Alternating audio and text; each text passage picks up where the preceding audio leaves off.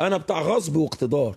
وطنطاوي ده شكله زي يعني البت، زي اقنعني البنوت، عن بهجت ازاي. زي ازاي البنوت. مصر هيحطوا واحد كان بيشتم مصر وبتاع، واقنعني امتى بقى؟ ازاي برافو يعني عليك هتمشي يالا. ازاي؟ امتى يا انا متناك؟ كلام بجد والله، من امتى ولا يا شتيمه كس ولا امك حاجه. سمعتني شتمت مصر؟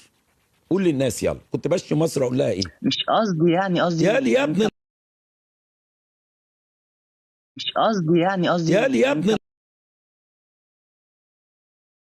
يقطع رقبه القاده والظباط بتوعه وانا جاي اشتم يا كس امك؟ هو انت متخيل يا ابن المتناكه اللي انا بعمله ده ليه غير لقطع رقاب الظباط جيش الارض؟